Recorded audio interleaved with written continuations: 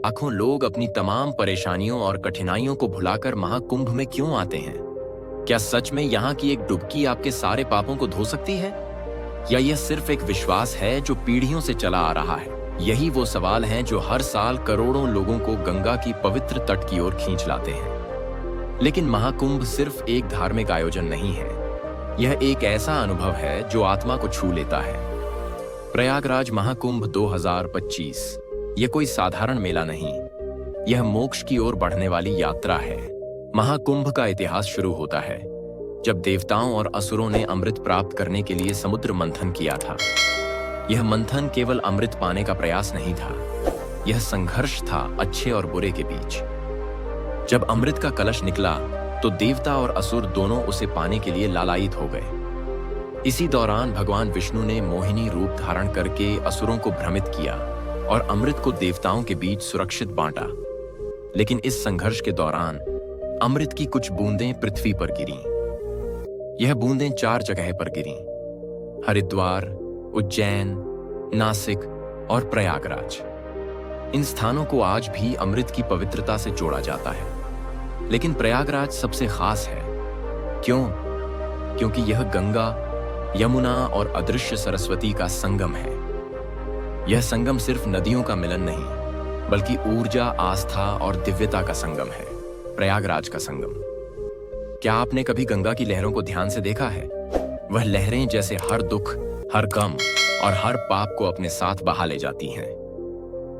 गंगा हमें शुद्धि का संदेश देती है, यमुना भक्ति और प्रेम का प्रतीक है, और अदृश्य सरस्वती जो ज्ञान और आध्यात्मिक शक्ति का प्रतीक है। जब आप इस संगम के तट पर खड़े होते हैं तो ऐसा लगता है जैसे पूरी प्रकृति आपकी आत्मा को सुकून देने के लिए एक हो गई हो।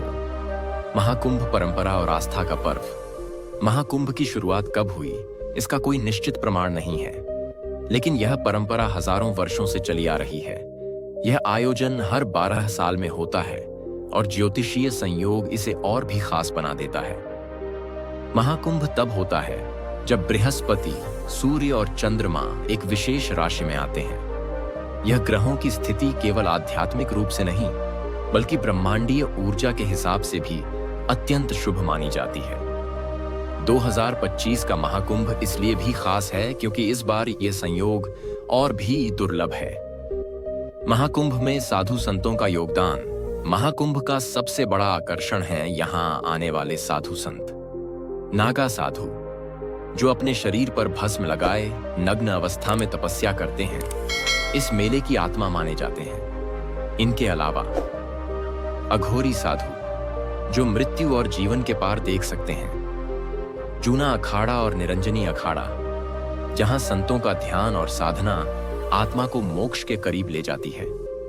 यह संत केवल ईश्वर की उपासना नहीं करते, बल्कि हमें यह एहसास दिलाते हैं कि जीवन में त्याग और तपस्या का क्या महत्व है। उनकी साधना और आशीर्वाद का प्रभाव आपके जीवन को बदल सकता है। प्रयागराज में डुबकी का महत्व। आत्मा का शुद्धिकरण। महाकुंभ में एक डुबकी का महत्व केवल धार्मिक नहीं, यह आत्मिक है। जब आप गंगा के जल में प्रवेश करते हैं तो ऐसा लगता है जैसे सारा ब्रह्मांड आपको शुद्ध करने के लिए तैयार हो।